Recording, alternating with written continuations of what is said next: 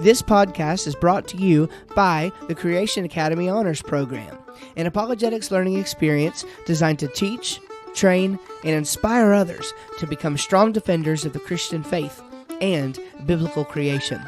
Launching early 2019, the program offers video and audio training with downloadable course workbooks, expert interviews, and exclusive Q&A sessions with leading creation scientists and apologists, quarterly ebooks covering a wide variety of subject matter, and even a private Facebook community where you'll fellowship and interact with a like-minded community of believers. If you want to be notified when the program goes live and even help us design the experience from the ground up, head on over to www.jointca.co today and sign up for the waitlist. You'll get early access to the private Facebook group for free as a thank you for joining.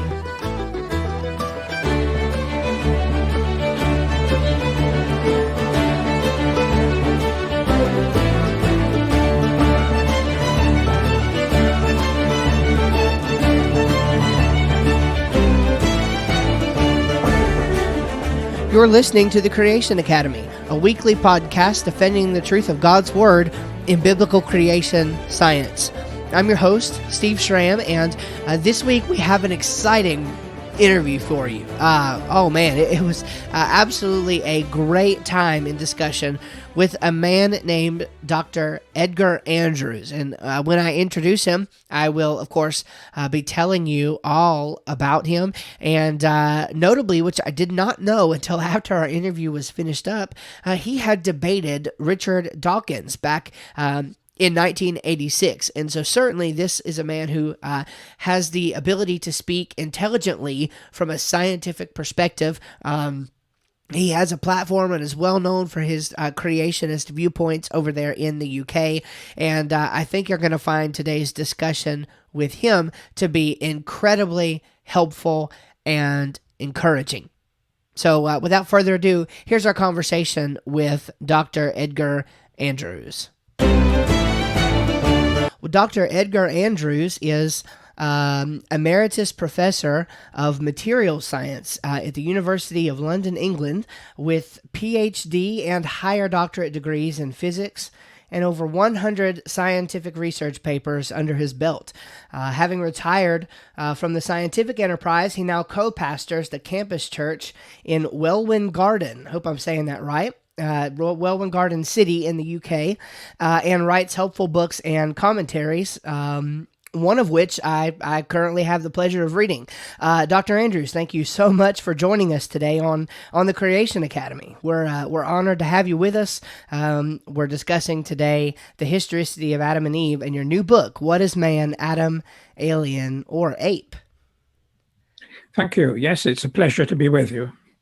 Absolutely. So one question I have for you, and this might be a little bit unrelated, but I can't help just asking. Tell us more about your background. What is your expertise on this subject? What is it like, or what was it like being in academia as a Bible believer? It's kind of like a three-horned unicorn or something like that in these days, it seems like, or at least that's what everybody wants you to think. So what was that like, and what was your experience like? It wasn't a problem for me in any way. I think that I conducted myself in such a way that people respected my views, even though they didn't agree with them. And so I never had any opposition in the way that many academics receive opposition today if they embrace a creationist position. So perhaps I was fortunate, perhaps I was working in a different era, because it's now some considerable time since I retired, nearly 20 years, and maybe I was living in a more tolerant age. Yeah, I certainly can understand that, but I think what you said first is really where it's at. Conducting yourself in a manner that is respectable, and I appreciate that. Let's just be honest. There are those who do take a creationist position who maybe they wouldn't be the victim if they didn't make themselves the victim.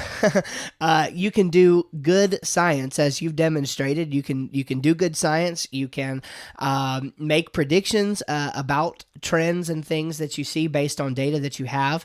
You can be respectable. You can freely admit when you might be wrong, and you can stand against the majority when you think the majority is wrong, and having good reasons to do so.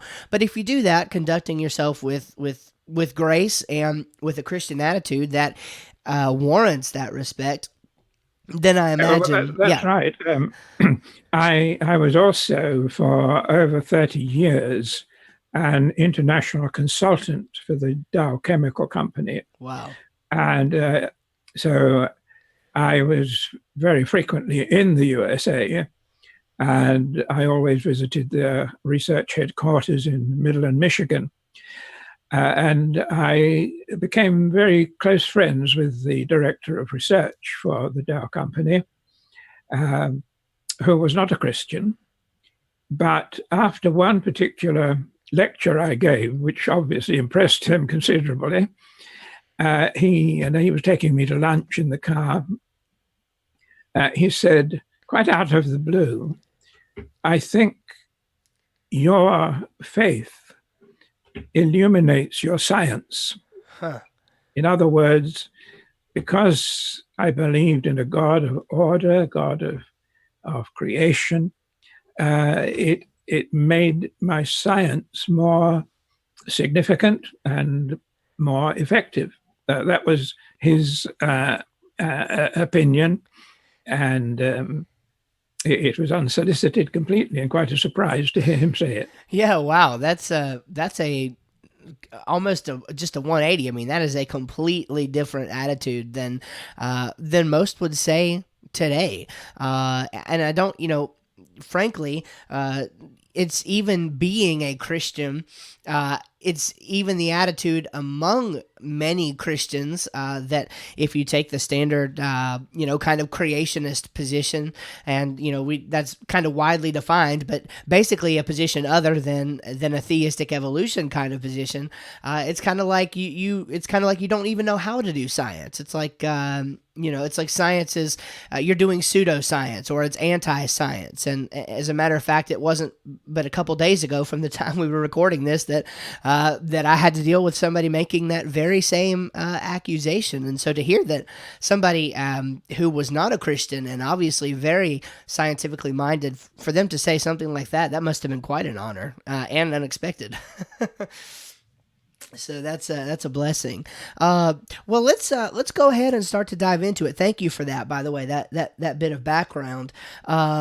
This issue of the historical nature of Adam and Eve has really, really kind of been inflamed, I think, in these past few years. I'm not much for calling names, but certainly the work of influential guys like John Walton, for example, writing some of the books that they have, even if they, in their writing, don't want to say that they personally affirm theistic evolution, they have also affirmed that their works certainly open up the door for that. And we're not necessarily here today to bash theistic evolution, but we do think Dr. Andrews and I are both very mutually agreed that no matter where you put them in history, whatever the case, there is a necessity to understand that Adam and Eve were historical figures made in the image of God, and that we are not related to animals. We are, and that's a very simplistic way of putting it, but that we are something separate. We are something different. We are a unique creation of God. That might be a way to put it. And so we want to spend a little bit of time today going through some of those claims. What about then, Dr. Andrews, on the first of it? In your book, you mentioned things about the genetic diversity of man, and there's this idea from the theistic evolutionist perspective, or from just the general evolutionist perspective, that we could not see the biodiversity, especially amongst humans today, without starting with around a population of pre-human apes. What do you have to say about that in your book from that perspective? Well, can I first of all put the thing in context within the book? Because the book is not just about Adam and Eve, but it is very much about the historicity of the biblical account of creation and about a biblical worldview. That's good. And in fact, the first 2/3 of the book are devoted to the secular viewpoints that are so popular today, an examination and critique of those viewpoints. So first of all, we actually ask the question, where is man?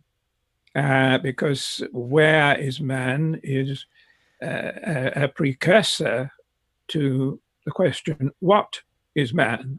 The point being that if we live in an accidental universe that was never created, then we ourselves are accidents.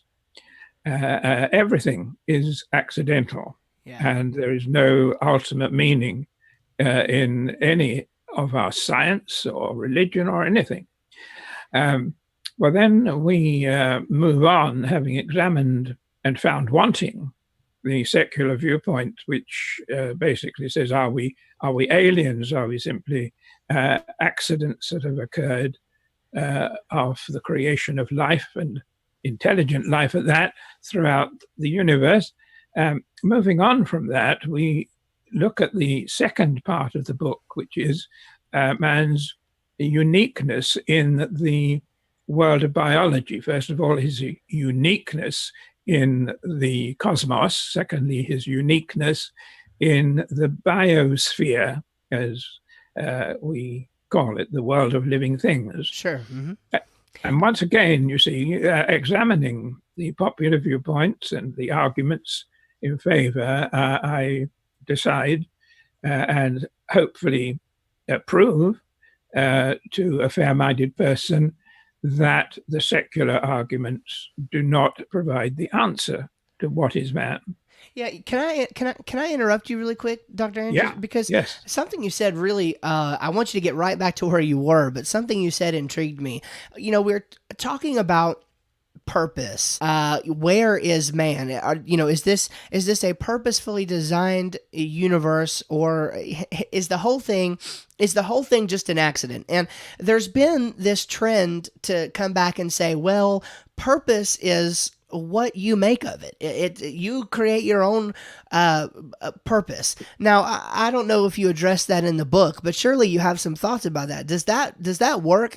Can one create their own purpose and have just as much purpose as if we understand that we're created by God? Well, it's a good question, and we do indeed deal with it in the book. In order to create your own purpose, you have to create your own reality. And that is really where I pitch in very strongly. What is reality? And the issue that has to be decided is whether there is a real reality out there, whether there is an absolute reality quite independent of the viewpoint and thoughts and ideas of mankind, which of course is a theistic position. It is the position of the Bible. Sure. That the ultimate reality is God, and he is an unchanging reality, and therefore we can find in him truth of all kinds. The Lord Jesus Christ said, "I am the way, the truth, and the life." And if we believe that, then all kinds of reality, including purpose, can very simply be traced back to the purpose of an almighty creator, God, who is revealed in the Bible and in Christ particularly. Yeah, Now, good. if you don't have that absolute reality, then whatever you decide, whatever purpose you generate for your own personal life, is really play acting. It's imaginary. It's like a child playing a game, pretending to be a doctor or a nurse or a Superman or Superwoman. It cannot have any ultimate meaning, and it is a kind of self-deception. Wow, that's strong. Yeah, that's really strong because if you're denying reality, I mean, that's kind of like, I hate to use such an example which could be so emotionally driven, but if you go to the doctor, this might be simplistic, but I mean, if you go to the doctor, you're going to want to deal with reality there. If the doctor thinks that you have cancer, it does no good for the doctor to tell you that you don't have cancer, because that makes you feel something different about reality. It wouldn't be reality. It would, in fact, be self-deception. And so, I mean, what you're talking about is kind of the same thing there, isn't it?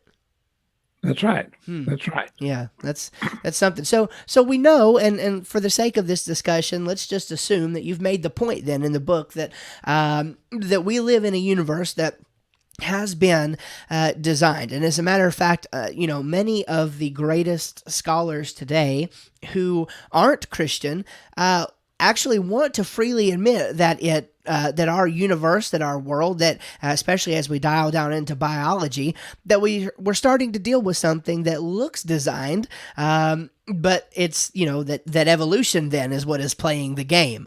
In a sense, evolution has deceived us into thinking that there is real purpose and that there is design in the universe, and so we need to somehow, I guess, fight against our intuitions there and say, look, even though it looks designed, it isn't. And I imagine that you spend some time in the book using that similar analogies about design and the way that design in nature looks. Is that kind of the gist of when we start talking about what is man?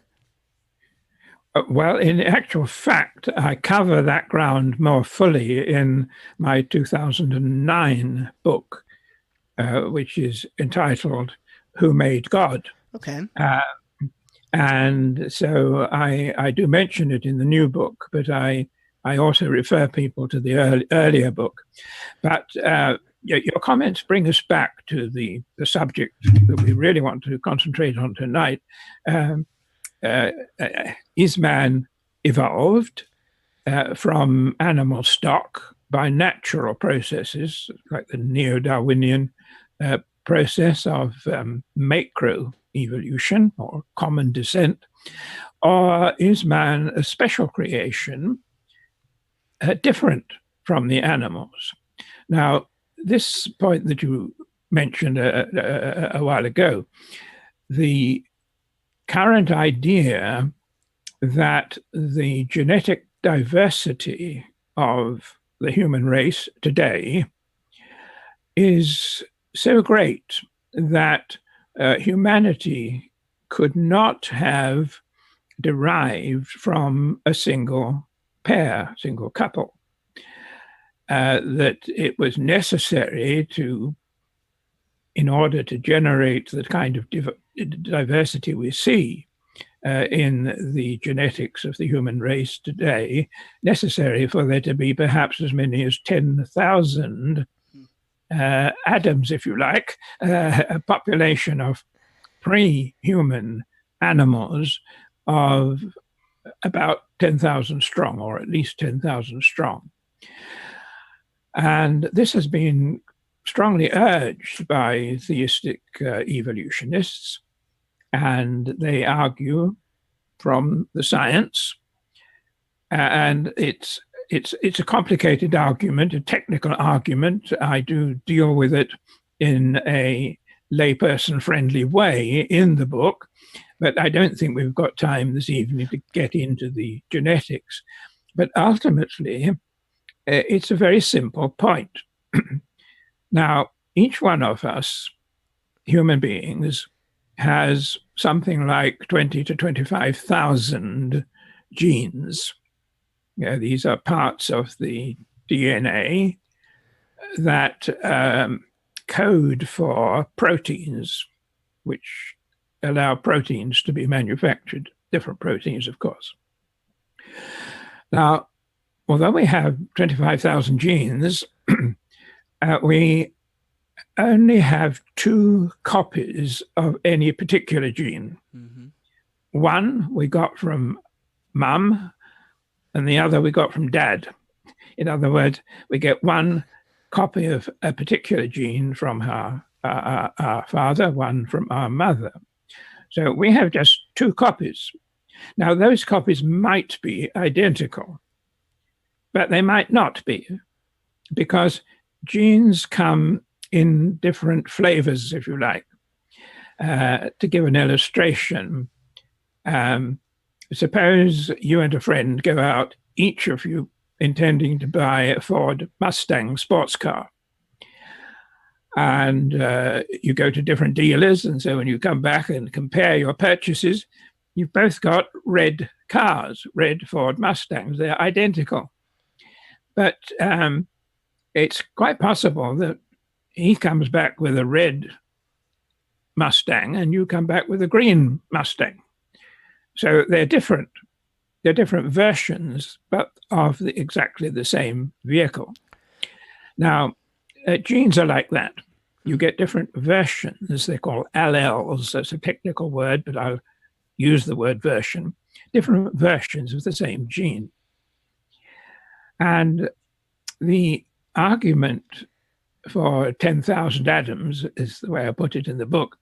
The argument turns upon the idea that Adam and Eve between them could have only had at most 4 different versions of a given gene. And those 4 versions could not have turned into the hundreds of versions that we see today, again, of a given gene. Now, the scientific argument has been rebutted and contradicted by Christian geneticists who are equally well qualified, and they say, no, it's perfectly possible, even by evolutionary mechanisms, to get the modern diversity from a single pair. But I want to advance another argument, which is very much simpler. The starting point for the theistic evolution 10,000 atoms scenario is that Adam and Eve had 4 versions of each gene at the most between them. But they only had 4 versions of a given gene if they had a mother and a father, because that's why we have 4, why we have 2 versions. That's a good point. And you see, if there is therefore an evolutionary assumption already built into their argument, because they are saying that Adam and Eve both had parents. Now, the Bible, I believe, teaches that they didn't have parents, that they were special creations. They were not evolved from some lower life form, but that they were created de novo by God as human beings, the only created creature that was created in the image of God. And therefore, if Adam and Eve were created de novo, they could have been created with hundreds and thousands of different versions of their genes. God could have created them, in other words, with an extremely rich genome, which is the totality of all our DNA, and that extremely rich genome would easily have accounted for what we find today. Furthermore, that would have made it possible for their children to intermarry without it creating genetic defects as it would today. And intermarriage, of course, is banned between brothers and sisters for that very reason. So that very rich genome would have kept intermarriage as a perfectly harmless and indeed necessary process for multiple generations. Yeah, that is certainly one of the things that the critics will pick up on, isn't it? That how do you have people marrying their brothers and sisters, and it seems like, with respect to that and what you've been talking about for the past few minutes, that it all goes back to those pesky assumptions. In order to argue against the position that the Bible advances, it seems as though you have to assume that what the Bible teaches is not the case beforehand. Absolutely. Yeah, that's really interesting. Very neatly. Yeah. That's interesting. So I'm sorry to interrupt you there. If there was more you wanted to say on that train of thought, feel free. No, I think that covers that particular point. I think we could move on to the uniqueness of man generally. Yeah, I'd like to do that. So the image of God, then, it's theologians have wrestled with what this thing is for years, and we've centuries even, and we've talked about it a little bit in previous episodes of our podcast here. But what's interesting, I like the way that in our discussions prior to getting on the interview here, you'd said that we have these this uniqueness, this biological, cultural, and mental uniqueness, and you say that these things can only be explained in the image of God. That is to say, there is no other coherent explanation. Can you speak to that a little bit? Yes, certainly.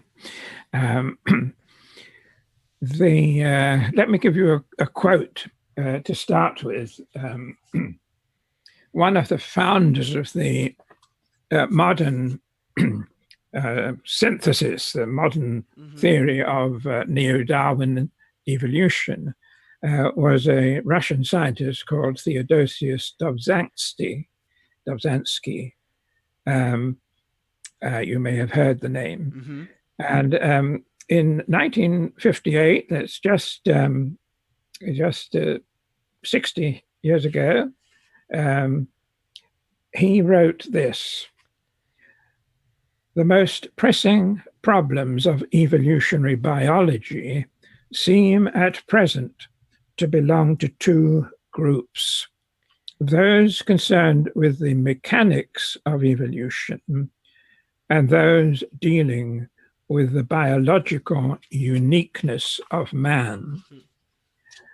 So Dobzhansky, although he was a committed evolutionist and indeed advanced evolutionary theory very strongly, nevertheless, all those years ago, recognized that man was biologically unique, not to mention unique in other ways. And nothing has happened since then to solve the problem he recognized.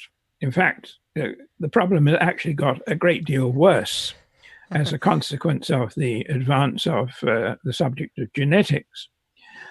And the two problems he mentions, the mechanics of evolution, how in fact does it happen? And by evolution, I'm here talking about macroevolution, the molecules to man scenario, not the small variations which we call microevolution, which occur within species and can indeed be explained by Darwinian mechanisms. We're talking about the grand picture of common descent. Yes. And he recognized these two problems. Those two problems have grown very, very more acute. So much so that many secular biologists and even evolutionists are saying Darwin's theory just doesn't work. We've got to find some alternative theory of evolution. Well, now, I thought, I wondered whether I could think of a way of illustrating in a simple manner this uniqueness of man, biological, cultural, and mental. And I came up with this picture. Think of a wedding, the marriage of a man and a woman. Think of a wedding. Yeah. Now, all animals find mates, and human beings find mates, but their behavior diverges enormously because animals don't have weddings, and man has weddings. And just think of what is involved in a wedding. First of all, there's a great deal of mindful planning goes on. Usually, I'm generalizing, of course. Sure. Great deal of thoughtful planning. Dates are fixed, invitations are sent out, venue is booked, and so on and so forth. The arrangements are made with the with a clergyman, or for a secular wedding, it's a registry office, at least in Britain. Mm-hmm. Anyway, there are ways of doing it, but it all has to be planned and thought out. Now, no animal gets involved in that. So man is unique in that respect. But then that's only the start. There is a good deal of skilled preparation necessary. For example, a wedding dress must be made, or must have been made and purchased.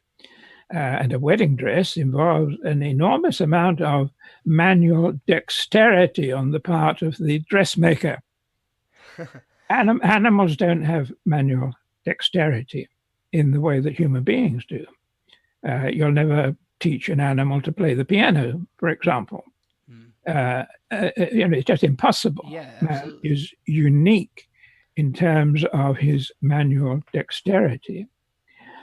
Well, then, of course, the wedding moves on, and you have some kind of ritual involved, a wedding ceremony, very often a religious ceremony, but even if it's a secular ceremony, there is a ritual to be gone through, which involves other people, particularly somebody officiating and actually marrying the couple. Animals don't do that. Animals do not have this kind of social interaction or social concept of what it means for a male and a female to get together and reproduce.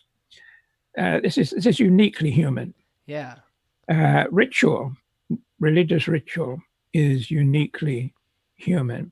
In fact, in the book, you may have noticed this, I have a chapter entitled Death and Taxes, which are the two things that Benjamin Franklin said are unique to man. And they are the two things that human beings worry about. There's nothing certain in life, he said, except death and taxes. Now, I take that as a springboard because it seems to me to characterize and highlight the uniqueness of man in the biosphere. And I spend a little time with a certain amount of humor pointing out that neither animals, that animals are neither worried about death nor are they bothered with taxes. But these things are absolutely uniform in human society. Death is a great preoccupation. I checked out the amount of column inches in my newspaper the day I wrote that, devoted in one way or another to the subject of death. And it turned out to be a huge proportion, 15% of the newspaper, not including adverts and things like that, Sure. but 15% of the newspaper was devoted in one way or another to the subject of death. Wow. And we're preoccupied with death. Is any television detective program complete without a death or two? Not at all. Is any soap opera complete without the occasional death among the cast, among the fictitious cast, I mean, of course? Sure. No, I mean, we are preoccupied with death.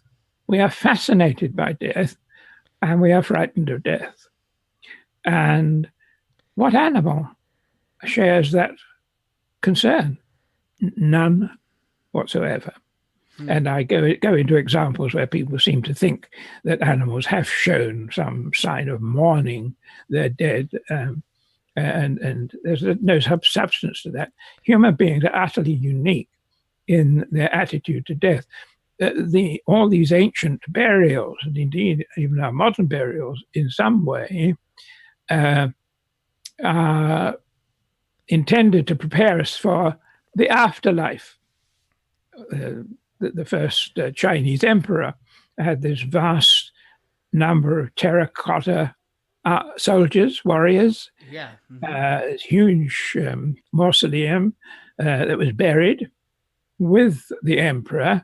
They were going to accompany him into the afterlife and look after him there. He'd have his army there just as he had it in the life in this world. And throughout ancient history, there's been this tendency to prepare the dying or the dead in their burial for another life. Animals don't do that. So the point is that there is this fantastic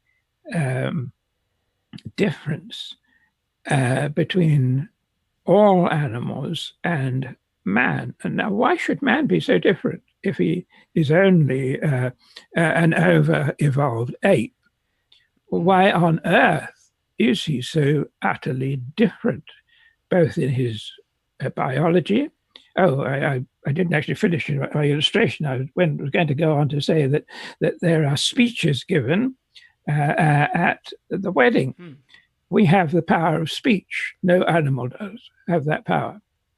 So we have attributes and powers that clearly do not derive from the animal kingdom.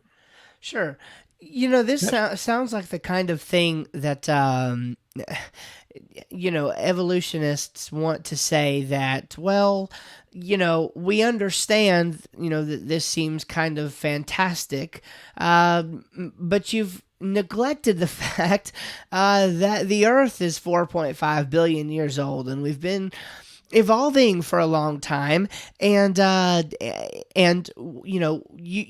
neglecting that over this vast amount of time, animals could in fact have been able to develop these features that make them so unique. I've got a beautiful answer to that, which I'll give you now. Okay, it's in the book. But it's one of my favorite arguments, actually, and it is this. It's really, I call it the horse race illustration. All right. Let's just take a relatively recent bit of the evolutionary picture. That is their belief that the closest relative biologically to man is the chimpanzee. Okay? Yes. And so let's just think about humans and chimpanzees. Now, the narrative we're given is that something like 6 million to 13 million years ago, people disagree, but it doesn't really make any difference to the story. Something like 6 to 13 million years ago, human beings and chimpanzees had a common ancestor. Mm-hmm. It's called the LCA, the last common ancestor. Mm-hmm. And from that animal, which is completely unknown, of course, right. From that animal, if you think of the animals at the trunk of the tree, then two branches split out.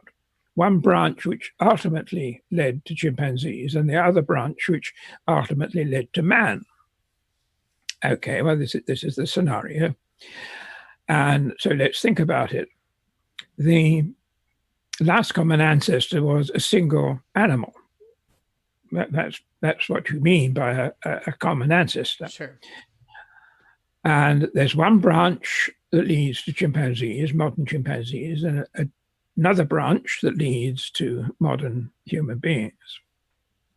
Now, we know what the mutation rates are for chimpanzees and human beings.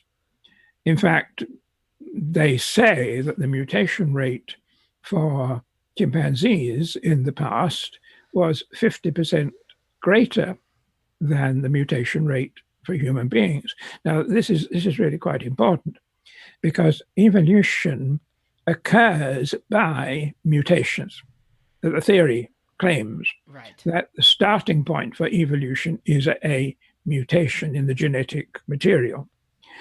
Now, good mutations are then selected out by natural selection so that population improves, its quality improves, its viability, improves its adaptation to its environment, and that's the way animals evolve. Okay, so we've got chimpanzees evolving at 50% faster than human beings. Now, of course, most mutations are damaging. Sure. But evolution simply says, well, if they're damaging, they're damaging and they don't get preserved. It's only the good mutations that somehow give the creature lift up the evolutionary tree that are preserved. Well, okay, let's accept that for the moment. So chimpanzees have mutations 50% faster than humans, and some of them are good, and equally for the human branch. Now, the mutation rates today for chimpanzees and humans are the same. So even if we take that simplifying picture, they've got two branches. They're both experiencing beneficial mutations at the same rate. And as a result of that, and natural selection, which is a matter of environment, they are evolving along separate branches. Now, you then ask the evolutionist what he thinks the last common ancestor might have been like. And of course, they don't know, they hum and they ha. They say, well, probably something like a chimpanzee. Right. Oh, right. So we've got chimpanzees evolving from something like a chimpanzee at the same rate or perhaps even faster than human beings evolve from that last common ancestor. And what's the result today? Yeah. Chimpanzees are still chimpanzees. That's right. They're still apes, great apes. They haven't changed very much. Human beings, meanwhile, have used their mutations, their beneficial mutations, to much greater advantage. They have managed to um, evolve speech, master fire, invent tools, produce art, produce music, produce literature, produce mathematics, produce medicine, produce science, produce engineering, produce space exploration, and on the way, they've learned how to build zoos to accommodate chimpanzees. That seems Now, quite fantastic. and why I call it the horse race argument is that you can picture this process by a two-horse race, and they're starting from the starting gate, and this is when you've got the last common ancestor. And the gate opens, and the horses set off. But while one horse sets off down the race course, heading for the finishing post, the other horse just stands around the starting gate, nibbling the grass. And it doesn't get anywhere. It makes no progress. Now, if that happened, and you can amplify it by putting 6 different great apes in the starting gates, if you like, but it comes to the same thing. Sure. If that happened, and 5 of the 6 horses just stayed nibbling grass around the starting gate, and only one horse headed for the finishing post, you would think it was a fixed race, that someone had fixed that race. Right. You would not believe that it was genuine. Well, that's why I say the evolutionary race is fixed. It's not a genuine race.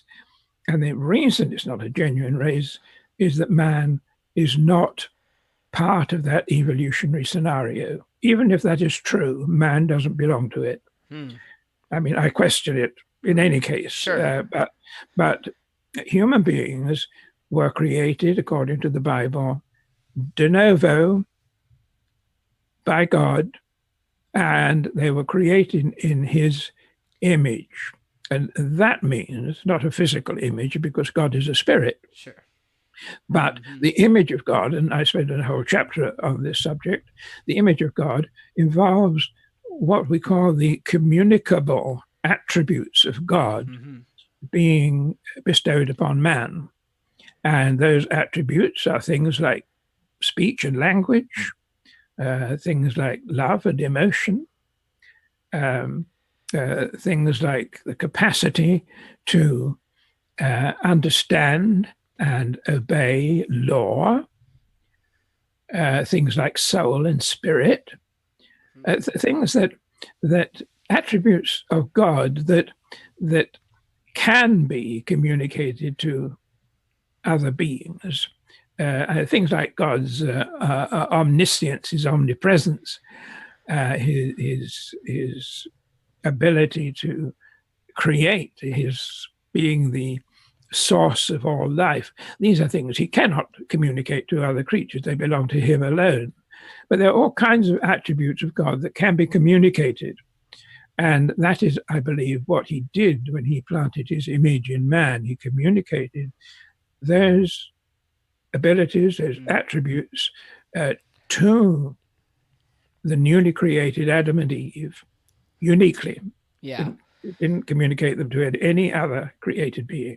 Yeah, it certainly does. And there's certainly, some great scientists and organizations have gone into kind of the minutia of this. But if you just stop thinking, so hard about it, and you just take a 35,000-foot view and you start to look at the overall story, and you consider things like the uniqueness of man, it's kind of like, well, what makes more sense? And I'm not necessarily saying that we do science by our common sense. As a physicist, I think you should know that science doesn't work by common sense. But we're dealing with more than science here. When we consider the world, there are more ways to come to know things than just science. And when we consider some things about our history, when we consider all those points, I loved all the different points of uniqueness that you brought out. That was just wonderful. And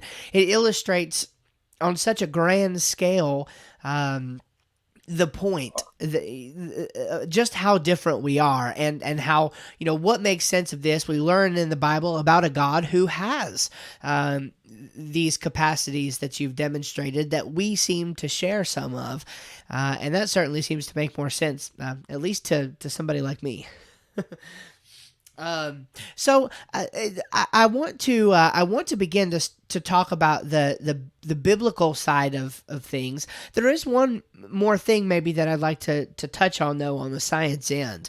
I'm sure you're familiar, especially being where you are, with the discussions that took place. I want to say it was in 2016. There was a meeting of the Royal Society. Does this sound familiar to you? Yes. Okay. Yes. And in that, and I don't know, you might know more details about this than me. And again, this is a bit of an excursus from the topic, but I think it illustrates a good point. There seems to me to be a different idea of what exactly evolution is capable of explaining. There seems to be a big disconnect between what the majority of the population, even those who teach it, believe about what the Darwinian mechanism is able to accomplish, and what those who are deeply ingrained in the science, the leading evolutionary biologists today, seem to be questioning. Actually, that evolution, as the general theory of evolution as it is understood right now, they seem to be questioning whether or not it is actually capable of producing, I'm guessing, a lot of those qualities that you've mentioned. We are so unique that there seems to be a huge gap there. Is that the impression that you got from that Royal Society meeting? Yes, I wasn't present at the meeting, but Sure. I read reports of it, and both camps actually were represented. There were those who are asserting very, very clearly that the traditional Darwinian mechanisms just are completely incapable of accounting for evolution. In other words, they just don't work. And there are many reasons for that, Sure. some of which I deal with in the book. Um, I just think it's important to highlight that there are people questioning, and again, we don't have to. You're welcome to go into as much detail about it that you know as you want to. But the main point that I'd like to get across is that there are those questioning the ability of this mechanism that aren't even. I mean, they're not Christians. That's right. That's right. Yes, and they're questioning it purely from a scientific viewpoint. And of course, that has been happening. I mean, I wrote a book back in 1978, or was it 76? 76, I think, called From Nothing to Nature. It was a book written for teenagers about the improbabilities of evolution, basically. And when I debated Richard Dawkins at the Oxford Huxley Memorial Debate, that was in 1986, he actually had read that book, and he attacked me for the contents of the book. But in that book, I was pointing out these very things, and we're talking now about back in 1980, 1970, late 1970s. And I wasn't the first one to be pointing these things out. So this really goes back a long time. It's not just very recent. The absolute impossibility of the Darwinian mechanism being able to produce the teeming biosphere that we know today. And of course, the intelligent design people have been banging this particular drum, I think, very effectively in recent years. Well, now, at that Royal Society meeting, there were also a number of traditional Darwinian evolutionists who said that these newcomers were not correct. And although they admitted that there were new mechanisms being discovered, like epigenetics, which I spend some time on in the book, and explain it in layperson-friendly terms. There are all kinds of new ideas coming in. The fact is, of course, that most of these people who are producing new ideas are still trying to generate a theory of evolution which leaves God out of the picture. And that is unfortunate because they're proving that the hitherto accepted evolutionary mechanisms just don't work. And so they're trying to come up with other evolutionary mechanisms that will work. But to some extent, the traditional Darwinians have a point because the things that are being brought up as new mechanisms are what we might call peripheral things. They're real, but they are not themselves capable of accounting for macroevolution. So, okay, they're chucking out the standard Darwinian narrative, and they're saying there are all other kinds of ways by which animals can evolve, but none of those ways as yet has proved to be sufficiently powerful to bring about the changes that have got to be explained if evolution is true. And I think what they've done is they've muddied the waters without leading us to any really effective new explanation. And I don't think that new explanation will ever be found as long as God is left out of the equation. Yeah, that's interesting, and a good point to make on that is that it's not as though we're arguing for a God of the gaps here. And I love how the intelligent design community really, really stresses this point that we're not going off of information that we don't have. We're looking at what we do have and what we do see, and it certainly seems consistent, at least to most of us here, with what we see in the Bible. And what's really disturbing to me is the kind of maybe a lighthearted way of putting it would be that most of the evolutionary biologist, most of that community is putting a kind of faith in naturalism. It's almost a Darwin of the gaps kind of thing, I like to call it, where there is this hopeful expectation that a mechanism will arise that allows organisms to really evolve and get the kind of things that we need to see via Darwinian means, and they kind of they praise this as though it's a virtue. It's a virtue, in other words, to remain skeptical and to say that we're hopeful to find an explanation. And while from a scientific standpoint, I certainly understand that we don't have all the questions answered. I have models that I confidently hold to today and even argue for. in the public domain of ideas that I still have questions about. And so I understand on one hand that is okay, but then on the other hand, I just want to say, at what point are you just using a priori assumptions to say that you must have some sort of naturalistic mechanism for this? I don't know how you would escape that it's faith in naturalism. That's what it seems like it is to me. So I want to move on and talk about probably, although what we have talked about has certainly been important and insightful.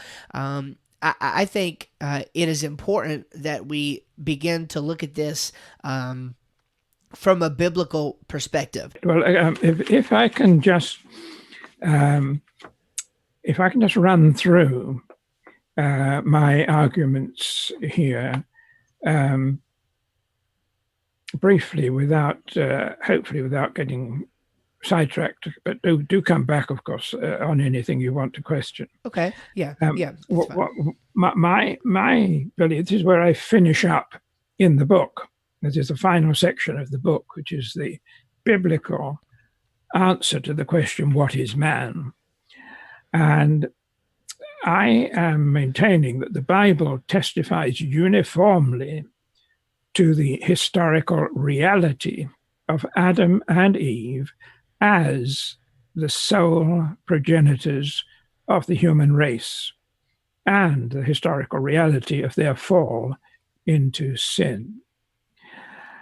And then I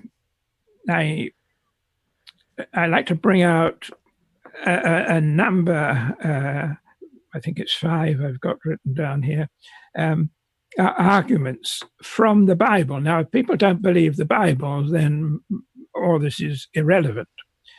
But I'm, in this case, really addressing people who do believe the Bible, who are at least Christians, but who still subscribe to Adam and Eve being mythological rather than real. Now, the first argument, I think, is a strong one, and I think it's a novel argument. I haven't seen it anywhere else. That is, I'm not saying I'm the first one to use it, but I haven't seen it anywhere else. There are, in the Bible, 3 genealogies that trace humanity back to Adam. And in each case, they work back from known historical characters, like Abraham, for example, to those who feature in the earlier chapters of Genesis, including Adam himself. The first of these 3 genealogies is in Genesis chapters 5, 10, and 11, interspersed with narrative of events, but it's the same genealogy running right through those chapters. The second one is in 1 Chronicles chapter 1, and the third one is the genealogy of Christ in Luke chapter 3. Now, what you find in all of those genealogies is, if you're thinking of working backwards, some of them work forward, some of them work backwards, but if you're thinking of working backwards, you go from known historical characters like Abraham or David and Moses and Abraham, and then you disappear into what we might call prehistory. You start getting names that are unknown from any other historical source. And that goes all the way back to Adam. Now, the interesting thing I find is that those genealogies are seamless. They're working from historical characters back into prehistorical characters, which the theistic evolutionist has to say are mythical. But those people writing the genealogies clearly believed that Adam and Abel and all those early names, Noah, were just as real as the known historical characters that come later or earlier if you're working backwards. So it's clear to me, and I don't think anyone can really argue against it, it's clear to me that the people who wrote those genealogies truly believed that all the names in the genealogy were names of real people.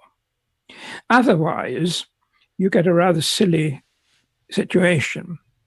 Let's suppose that you were tracing you were tracing your family tree back, and you managed to go back generation after generation after generation. You might get back to the 15th century, 14th century, the 12th century, but then sooner or later, you're going to have to stop because there's no further information on your particular family tree. So what do? Well, if you've got any sense, you stop and say, that's as far as I can go. But if you do what the biblical genealogists are alleged to have done, you would say, oh, that's not a problem. I get to the point where there's no further information, and so I'm going to add on some names, some fictitious names like Harry Potter, Mickey Mouse, Dan Dare, Snow White, and the Seven Dwarfs. But yeah, I mean, you wouldn't do. No intelligent person would do that. And yet that is what the genealogists in the Bible are being accused of doing. That they've gone back as far as they can in history, and then because there is no history before that, they've just invented names and personalities. Now that to me is extremely unlikely. And the genealogies, incidentally, were written by 3 different people, these 3 genealogies. There are other genealogies in the Bible, of course, but these are the ones that trace humanity back to Adam. Okay, so that's the first thing. Let's move on then to another argument in favor of a historic Adam and Eve. And that is that when we come to the New Testament, we find that Jesus himself bases his teaching on marriage, on the historical reality of Adam and Eve, including the details of their creation, like Eve was taken out of Adam. And that's in Matthew chapter 19, verses 1 to 6, Mark chapter 10, verses 6 to 12. So Jesus bases a very important piece of his teaching on the reality of Adam and Eve and the way they were created. Now, if we do believe that Jesus was the Son of God, and if we do believe that he knew what he was talking about, then he could not have done that if Adam and Eve were not genuine people, if they were not created by God in the beginning. Third argument from within Scripture. In Acts, the book of Acts, chapter 17 and verse 26, Paul is preaching at Athens to the Athenian philosophers. He's not preaching to Jews or to Christians, preaching to pagan people, idol worshippers. And he says this. He says that God made, this is the quote, made from one man every nation of men to dwell on the earth. That's Acts chapter 17 and verse 26, and that's the ESV translation. God made from one man. Older translations say one blood, but it's the same thing, of course, the same family. God made from one man, or the same family, every nation of men to dwell on the earth. So Paul is declaring that the entire human race descended from Adam. Wow. In Hebrews chapter 11, which is known often as the Great Faith chapter, chapter all about faith, the writer to Hebrews catalogues the heroes of faith all the way back to Abel, the second son of Adam and Eve. It doesn't mention Adam, but if Adam is fictitious, then I'm quite sure you'd accept that Abel must be fictitious as well. Absolutely. And as in the genealogies, the writer has no need to invent fictitious prehistorical characters. In fact, he has less reason to do it than the genealogists, because he could very well, he's just trying to illustrate how faith works. And so he's just picking up people who demonstrated outstanding faith in the Old Testament. Now, if he'd gone back to the historical characters, Abraham, he spent some time with Abraham, he could have then effectively said, well, sorry, there's nobody before Abraham that we know anything about. So I'll stop with Abraham. He would have made his point perfectly well. He didn't need to go back beyond Abraham to establish what he wanted to establish. He'd already done it. But he does go back. He goes back to Noah, to a man called Enoch, who walked with God, we're told, and to Abel, who made the first animal sacrifice. Why did he do that? Well, he does it because he believes that they were real people and that it's some value in parading, if you like, demonstrating their faith in God. So I think that's quite a powerful argument because, as I say, in Hebrews, there's absolutely no need for him to go back into fictitious prehistory, because he can do what he wants to do, establish examples of faith from known historical characters. Then there's something that you perhaps wouldn't really notice if you weren't looking for it, and that is in Jude, the little letter of Jude that comes immediately before the book of Revelation. It's only one chapter, so it's verse 14. It refers to a prophecy by Enoch, the seventh from Adam. Those are his words. Enoch, the seventh from Adam, and then he details the prophecy about the return of Christ and so on. Now, Jude didn't have to do that. If he didn't think that Enoch, the prophet concerned, and Adam, his predecessor, if he didn't think those people were real people, then why did he use this argument? It'd be very silly of him to do so. So clearly he believes that they were genuine historical people. And then the final thing, when we come to further teaching of Paul, is this. If Adam and Eve did not exist as real people, then there is no such thing as sin, because animals are not moral creatures.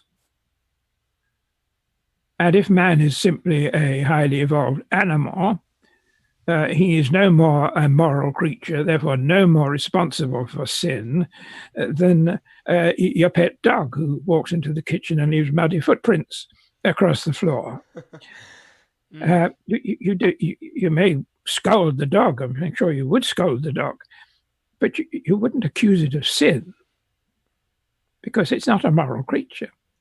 So if Adam and Eve were not different, if they were not created in the image of God, if they are simply over-evolved animals, then you have no definition of sin because they never fell. They were never made perfect, and they never disobeyed God and rebelled against him. I'm sure you're familiar with the concept of quality control in factories. Sure. In a factory, they have quality control standards. In other words, there is a specification for whatever they make, whether it's cameras or cups and saucers. There's a specification for what is acceptable and what is not. And they will actually have usually physical examples of something that meets the specification, something to compare what you're making today with, to be sure that what you're making today is up to standard. So quality control is very important in industry. Now, you can't have a failure in a factory if there is no quality control, because there's nothing to compare it with. Sure. You say this camera doesn't work, but hey, it's a camera, it doesn't matter. This cup and saucer has got a crack in it, but hey, there's no quality control. There's nothing to say what is acceptable and what is not. Now, if Adam and Eve had not been real people, created innocent, that is perfect, morally perfect, and if they had not thereby established the quality that God requires of man, and then if they had not fallen from that by rebellion against God, then I suggest there is no such thing as sin. You have to have a real Adam and Eve. You have to have a real perfect quality control example at the beginning. God said after he created Adam and Eve, he said everything he saw, he pronounced very good. So they were perfect. They were innocent. They were clean. And then they fell. If that sequence of events did not occur, if it's all mythology, then you have no definition of sin. And therefore, you have no sin, and therefore you need no gospel. Yeah, that's the implications of that are astounding. I mean, I've had, and I don't know if you've noticed this trend over the years to kind of redefine what we mean by the word inerrancy when we start talking about the Bible. Right.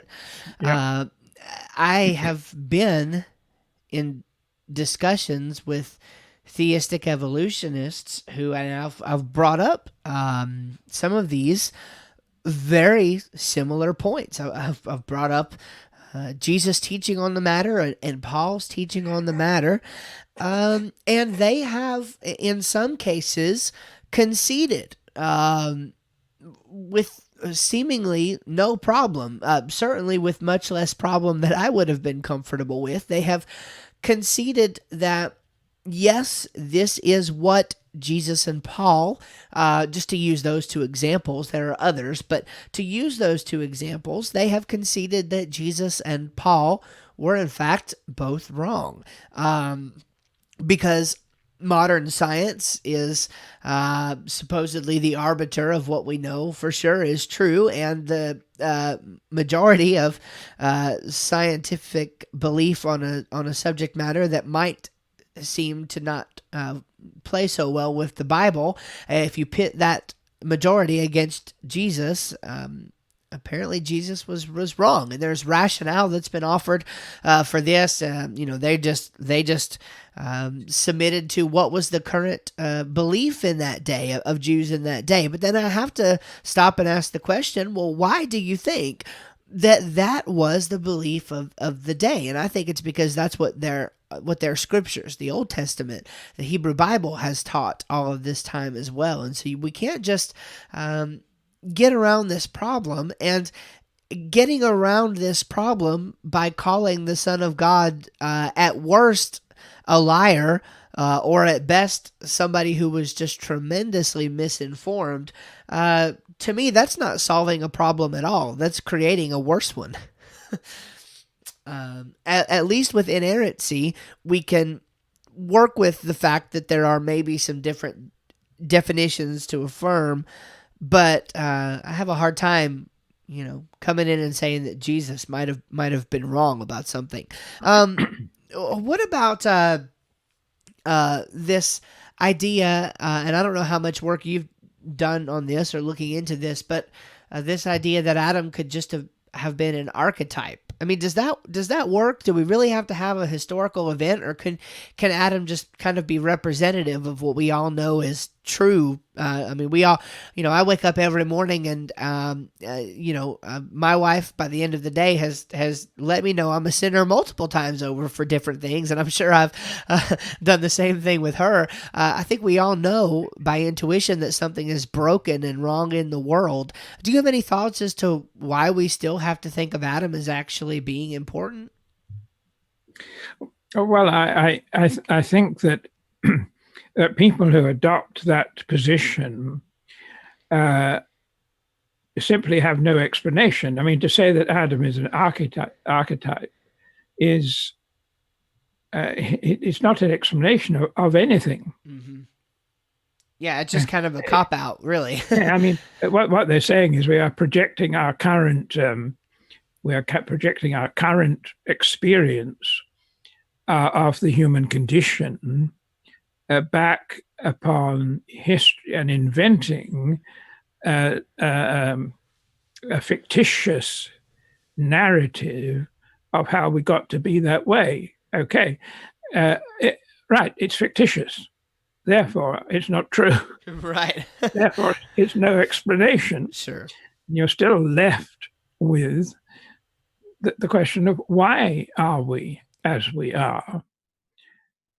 But if Adam was a real character, then it all follows. It is an explanation of our human condition today and our problem and our need for the Christian gospel. But if you simply say we're projecting our present human condition back upon and creating a fictitious narrative to account for it, you're not explaining anything.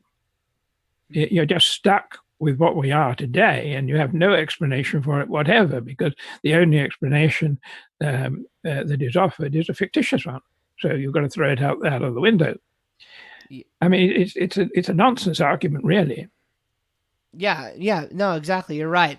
And a new proposal, and this will be one of the final things we talk about here, but certainly related to this is there is this idea that the Bible is not dealing with matters of science at all. Now, I'm not talking about, there's kind of a broad discussion that is an interesting discussion versus concordism and non-concordism as to what the Bible is teaching, and I have my views on that, and others have theirs.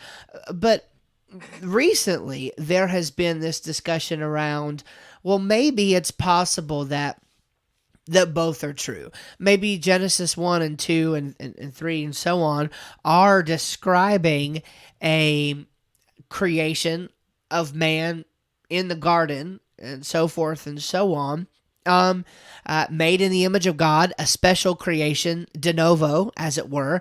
But then outside of the garden, the Darwinian process was just headed right along, like everyone, modern scientists are expecting it to. So in other words, there's this new, and this is as far as I know, this is a very new position coming along the scene, that we actually have both an evolutionary process coming alongside of a special creation. And I think the way that they make the distinction is they say that the Bible is not addressing a genetic Adam, it's addressing a genealogical Adam. So I think that by this reckoning, they would want to escape kind of the horns of that dilemma by saying that we could still use some of the genealogical arguments and things that you've put forth, but the evolutionary process was going on all the time. As new as this proposal is, I certainly don't expect you to have formulated thoughts on it, although you might have. But Is there anything intrinsic to the narrative in Genesis 1 and following that makes us think that we should believe that won't work either? I mean, will that work? Is that a legitimate proposal that the Bible just is concerned exclusively with theological matters? Well, no, and it's not new actually. I address. I mean, it used to be called complementarity. Okay. That you have a true biblical narrative, and you have a true scientific narrative, and they're parallel. They're both true, but they're different different ways of understanding. And the illustration that always used to be given, I wrote at some length about this in my 1976 book, From Nothing to Nature. So it's quite an old idea. Wow. Yeah, I'm behind apparently. Yeah. The illustration they used to give in those days was, think of a painting. And a well-known painting, and you can do a scientific analysis of the painting. You can measure the elements in the pigments point by point. You can measure the thickness of the pigment point by point. You can measure the background, the canvas, or whatever it's painted on. In other words, you can analyze the picture in a scientific manner, in such a detailed manner that you could then go away with all that data and reproduce the picture perfectly. Okay, so that's the scientific narrative of the picture. But equally, you could look at the picture and you could ask questions about the purpose of the artist, why he painted it. You could ask questions about his technique and his method of painting. You can ask questions about the message that he was trying to get across to the person who viewed the painting. And you could do that in sufficient detail, describe the brush strokes and the colors. You could do that in sufficient detail to allow somebody to reproduce the picture perfectly. But they are two completely complementary accounts or descriptions of the same object. And that was the way the complementarity principle was presented. But back in that old book, I argued that that's all very well, but if you present that picture of the Bible and its message, then you leave it open to a person to say, well, I'll take the scientific version, and I don't want the other. I don't want the other. I don't want to know why or reasons. I don't want to know about God or spirituality. I don't want to know about Christ or history. I just accept the version, the complementary version that suits me. You actually cut the ground from under the gospel, which is the gospel for all people, a gospel that everybody needs.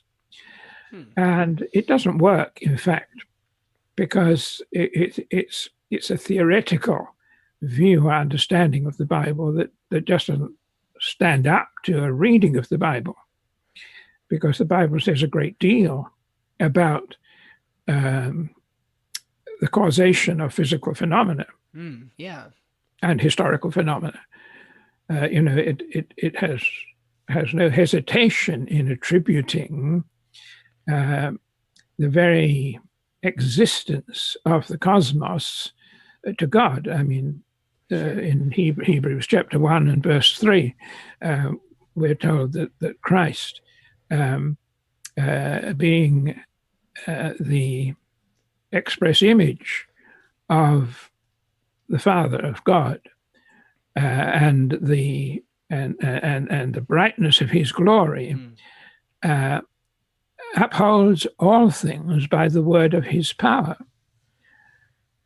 And in Colossians 1, verse 16, I think it is, we're told that in Him, that is in Christ, all things hold together, all things consist. In other words, the Bible not only doesn't allow us to make the separation they're trying to make into two complementary narratives, but it tells us that the very material cosmos depends for its very existence upon God. And to some extent, I go into this in the cosmological part of the book, What is Man? Because I actually use the atheists' cosmological arguments as of today. They change, but I actually use their own arguments to prove what I call the necessity of God. And very briefly, the argumentation is that the laws of nature have to have been put in place in order for a cosmos to come into being. The laws of nature had to be generated, and those laws of nature could not have pre-existed nature because they are the descriptions of nature. Right. And the laws of nature are mathematical. The laws of nature are undoubtedly mathematical, and therefore they needed a mathematical mind to generate them and to make them operate. And so it all hangs together very nicely in terms of the idea of upholding all things by the word of the power of Christ. And so the Bible certainly, it'd be awfully hard to make this distinction, because the Bible certainly does seem to be speaking to matters, like you said, of causation and material origin and things like that. In other words, it would seem that if you don't understand, and one way that Greg Kokel puts it, that I've just latched onto this because I love the way he puts it, is that the Bible is meaning to tell the story of reality. It's meaning to deal with reality. And so it seems to me that if you take this view, and perhaps realizing this is why the view didn't survive, and maybe it's because I have not heard about this, and maybe this little resurgence that's coming up, perhaps it will die the death of well, I don't know, a good thing to say there, but perhaps it will go out as well. The candle will burn out on that as well. But it seems to me that the Bible is dipping into, if it's not explaining the whole thing, there are many places within the Bible that seem to be speaking to the nature of actual reality, that those statements then become meaningless, if it's not the case that the Bible means to be addressing them. And so now we have kind of the same problem, but happening on the other end. Now we've got a Bible who we can't trust on theological grounds, because it's not supposed to be speaking to scientific, to put it one way, grounds, but it is. It does seem to be commenting on those things. So now we have to explain away different portions of the Bible. It seems the only way to take the whole picture is to understand that God meant to tell us how He did things, to some degree when He did things, and to understand that no process happens apart from Him, and He meant to tell us everything that we have in the Word of God are things that God meant to communicate to us, and to speculate outside of that really is a denial, I guess, of God's ability to communicate in some sense. So, well, that's great. Dr. Andrews, I want to say I certainly appreciate you coming on and dealing with this today. This is a hot subject and a really hotly debated topic. Certainly today, you and I kind of traffic in some of the same circles, and have even been involved in many of the same conversations on the internet and such. And it's amazing to me that people are very unwilling in some cases to listen to good argumentation on this. It's kind of just your arguments, and when I say you, I mean our arguments and arguments of those who hold things to be like us. They're kind of just dismissed in the wake of modern science, the majority. I have no problem with science. It's this idea that the majority rules. And as a scientist, as you have been, I don't think that you would subscribe to that notion that the majority rules. It seems to me that in the history of science, the exact opposite has been the case. Well, the way I like to put it is this. Science can only give half an explanation of anything, because science cannot explain itself. And by that I mean that science cannot explain the origin and nature of the laws of science. And science doesn't exist without the laws of science or nature. So science has no means of explaining why the laws of nature that it studies are as they are. It has no way of knowing how they came into existence. It has no way of knowing what their significance is. So it cannot explain itself. Actually, this is an argument I used when I debated Richard Dawkins. Science is only half an explanation of anything. Even ultimate science, when everything's been discovered, as it were, when they've got the theory of everything, it will still only be half an explanation because it cannot explain itself. Wow. Yeah. And that to me is a most powerful argument, whereas the Bible provides us with that missing explanation, that God in Christ upholds all things by the word of his power, that the laws of nature, therefore, are the as it were, the commands of God, and the ultimate reality, therefore, must be God, and the laws of nature are a manifestation and a demonstration of his reality, of his existence, and of his ultimate sovereign power.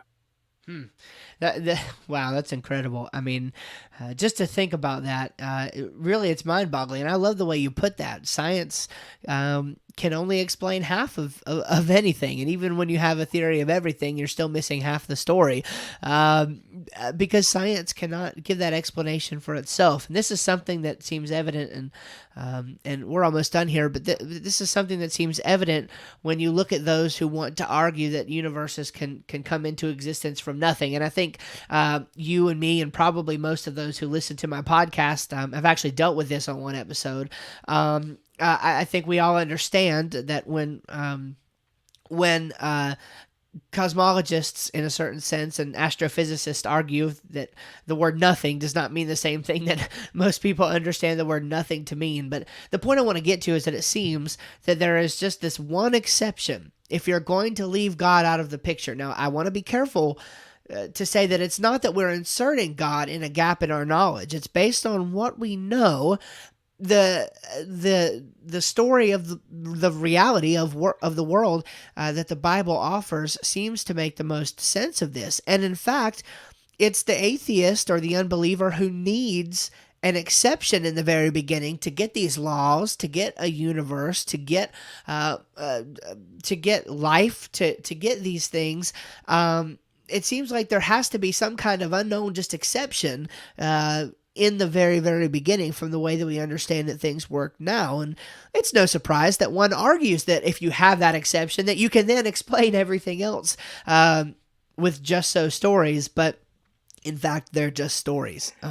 So, Dr. Andrews, again, I want to say thank you so much for coming along and talking with us about this. It's been a great conversation. Where can we learn more about the kind of things that you're doing? It looks like to me, even in retirement, you're writing books and pastoring a church and really staying active. Is there somewhere we can go to learn more about you and what you're doing? Well, I think that the books are the most important thing from my point of view. Okay. And if you can just point out that the books are available from the normal online suppliers like Amazon. The two books really are most important. The 2009 book entitled "Who Made God? Searching for a Theory of Everything," and the book published just this month, or released just this month, is "What is Man? Adam, Alien, or Ape?" Question marks, of course. And I think if people read those two books, and by the way, if people find them too expensive to buy from Amazon, the Amazon Kindle versions, the ebooks, are very cheap. The Amazon price for the new book is only $4 for the ebook, for the Kindle version. It's a great deal. And it's actually free. The other book is actually free in its Kindle version. You don't have to pay anything for it. Well, that's a blessing. All right. Yeah. Go ahead. People can get the books if they really want them. I mean, I'd like them to buy the paperback books because they can then lend them to other people and sort of generate interest among their churches and friends. So clearly, I want people to buy the paperback, but there's no reason for people not acquainting themselves with my position and my arguments on these very important matters. So that's really the most important thing. There is I do have a Wikipedia entry. They can look me up on Wikipedia. And I have podcasts, and they are on Edgar Andrews, as a single word, .podomatic.com. And there are a lot of Bible exposition, a lot of preaching there on the Podomatic one, but also a number of videos associated with the new book, which people I think would find interesting. All right, that's excellent. And one thing is for sure, you don't have to believe that there are no intelligent scientists, no intelligent persons who are Christians. Some of the most intelligent people of days gone by have been followers of Jesus and have made God their top priority in their life. And so certainly this is true to see a life of dedication in Dr. Edgar Andrews, and we certainly have been thrilled and honored to have you on here today, sir. So thank you so much for coming out and talking with us here on the Creation Academy, and hopefully we will see you down the road. Right. Thank you very much. Thank you, sir. Bye-bye. Okay. Goodbye, Steve. All right. Well, I want to thank you for joining in on this week's lesson of the Creation Academy. Certainly, what a great conversation that was with Dr. Edgar Andrews. Really thoroughly enjoyed our conversation together. Adam was a historical figure. There is just no getting around that. And I realized that this particular lesson has gone a little longer than maybe we normally would, but I guarantee that you have gleaned a lot from this lesson, and I know that you will find it useful as you aim to be persuasive, showing others that certainly we need a historical Adam if we're going to account for sin, if we're going to account for the Bible's understanding of reality. We're going to need to include a historical Adam in that, and I certainly think, as Dr. Andrews has argued, we have good reason to do just that. So thank you for joining us this week on the Creation Academy. Let's say a word of prayer. Dear Heavenly Father, we love you. Want to say thank you for the powerful confirmation that your word gives of what we see in your world. It's absolutely astounding, Lord, that you would give us the ability to know you and communicate with you. Father, help us as we fight for truth, Lord, in this day, and as we aim to be powerful agents for your cause. I pray, Father, that you would give us the power and unction and ability that we need to be able to accomplish such a task. And it's in Jesus' name that we pray. Amen. Well, thank you for joining us this week on the Creation Academy. Next week, we are looking at a flood of evidence. We want to deal with what happened in the biblical flood. The specific question is, did God hide evidence for the flood? We're going to talk about why we think he did not, and then give some of that evidence. And do remember that it is also an interview episode where I was actually interviewed by Mark Lambert, Pastor Mark Lambert of the Hey Pastor podcast. And so that is going to be going out to you next week. All right. So thank you so much for joining us. Have a great week, and bye-bye.